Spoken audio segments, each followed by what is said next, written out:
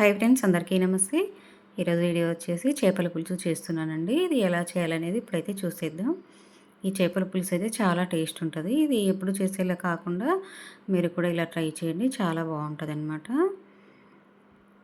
దీనికోసం అయితే నేను చేపలు అయితే శుభ్రంగా కడుక్కున్నా. వీటిని పైన ఉన్న స్కిన్ కూడా తీసేసా చాక్ తోటి.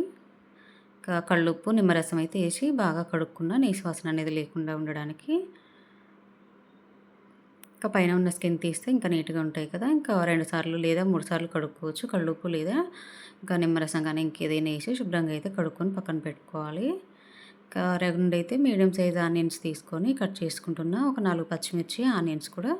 ఇంకా దీనికైతే మెయిన్ ఆనియన్సే కదా, చేపల పులుసు అంటే చాలా బాగుంటుందన్నమాట ఆనియన్స్ ఎక్కువగా వేసుకుంటేనే. ఈ చేపలు అయితే పెద్ద చేపలు, ఇవి తోక తలకాయలు అయితే పక్కన పెట్టేశారనమాట. ఇంకా మిడిల్ ముక్కలు ఉంటాయి కదా, ఇవే తీసుకున్నా. ఇంకా ఆనియన్స్, పచ్చిమిర్చి కట్ చేసిన తర్వాత చింతపండు కూడా ముందే నానబెట్టుకున్న కడిగి. ఇంకా ఈ చింతపండు రసం అనేది తీసుకోవాలి. ఇప్పుడు చేప ముక్కలకైతే మనం కట్ చేసుకున్న ఆనియన్స్, పచ్చిమిర్చి యాడ్ చేసుకుంటున్నా. ఇంకా చేపల కూర అయితే ఒక్కో రకంగా చేస్తారు కదా, ఇంకా నేనైతే ఈసారి ఇలా ట్రై చేస్తున్నా. కొత్తిమీర, పుదీనా, కరివేపాకు కూడా వేసుకొని కర్రీకి తగినంత కారం అయితే వేసుకుంటున్నా. సో ఇప్పుడైతే ఇంకా అల్లం వెల్లుల్లి పేస్ట్ ఎప్పుడైనా ఫ్రెష్గా చేసుకుంటేనే బాగుంటుంది. చికెన్, మటన్, ఫిష్ ఏదైనా నాన్ వెజ్ అయితే. ఇంకా ఇప్పుడు కర్రీకి తగినంత పసుపు కూడా వేసుకోవాలి. ఇది జీలకర్ర, ఆవాలు, మెంతుల పౌడర్. ఇది వచ్చేసి గరం మసాలా అనమాట.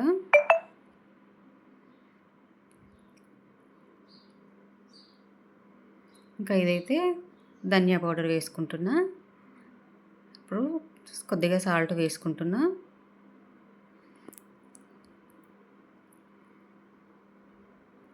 ఇప్పుడైతే ఆయిల్ వేసుకొని ఇవంతా కలిసేంత వరకు అయితే కలుపుకోవాలి. ఇది ముక్కకు పట్టాలన్నమాట. ఈ మసాలా, ఉప్పు, కారం ఇవన్నీ ఉన్నాయి కదా, ఆనియన్స్, పచ్చిమిర్చి ఇవన్నీ బాగా కలిసేంత వరకు కలుపుకోవాలి. ఇవి ముక్కకు పట్టాలి. అప్పుడే ముక్కలు అయితే పెద్దగా ఉన్నాయి కదా, ఇంకా ఉప్పు, కారం అనేది బాగా పడితేనే టేస్ట్ ఉంటుంది. సో ఇవన్నీ బాగా కలిసిన తర్వాత మనం తీసి పెట్టుకున్న చింతపండు రసం ఉంది కదా, ఇది కూడా యాడ్ చేసుకోవాలన్నమాట. మనం ఈ కర్రీకి అయితే అసలు పోపు అనేది మనం పోపు వేయట్లేదు, ఇంకా ఇలాగే చేస్తామన్నమాట. అందుకోసమే ఇంకా చింతపండు రసం కూడా దీంట్లోనే యాడ్ చేసుకొని బాగా కలుపుకోవాలి. ఈ చింతపండు కూడా ఈ ఉప్పు, కారం వీటిలో కలవాలి కదా. మొత్తం కలిసిన తర్వాత ఇంకా ఇలా అయితే పూర్తిగా కలిసిన తర్వాత ఒక 20 మినిట్స్ అయితే పక్కన పెట్టుకున్నాను నేను. చూడండి ఇలా కలుపుకోవాలి. ఆయిల్ కూడా దీంట్లోనే వేసుకున్నాం కదా. ఒక 20 మినిట్స్ తర్వాత నేనైతే మట్టి పాత్రలోకి తీసుకుంటున్నా. ఇంకా దీంట్లో ఇదైతే చేపల పులుసు చేసేది. ఇంకా 21లో తీసుకున్న, దీన్ని అయితే ఫ్లిప్కార్ట్లో తీసుకున్నా నేను. ఇంకా ఇది చేపల కోసమని వాడతా ఎప్పుడు. ఇంకా ఈ పాత్రలోకి తీసుకున్న తర్వాత మనకు చేపల పులుసు బాగా పులుసు ఎక్కువగా కావాలంటే కొంచెం వాటర్ అనేది ఎక్కువ వేసుకొని, కొద్దిగా కావాలంటే కొద్దిగా తక్కువగా వేసుకొని ఇంకా స్టవ్ మీద పెట్టేసుకోవడమే. డైరెక్ట్ అయితే స్టవ్ మీద పెట్టేసుకొని మనం ఉడికించుకోవాలన్నమాట చేపల పులుసు. ఇంకా పోపు అవైతే ఏమీ ఉండవన్నమాట. ఇలా చేయడం వల్ల చాలా బాగుంటుంది. ముక్కకైతే ఉప్పు, కారం అన్నీ బాగా పట్టేస్తే ఇంకా టేస్ట్ కూడా పర్ఫెక్ట్గా ఉంటుందన్నమాట. మనం పోపు వేసి వండితే ఎలా ఉంటుందో అలాగే ఉంటుంది. ఇంకా మనకు ఎక్కువగా పులుసు కావాలంటే ఇంకా ఉంచుకోవాలి, లేదంటే ఇంకా కొద్దిగా ఉడికించుకుంటే దగ్గరగా వచ్చేస్తుంది అనమాట. నేనైతే కొంచెం పులుసే ఉంచాను.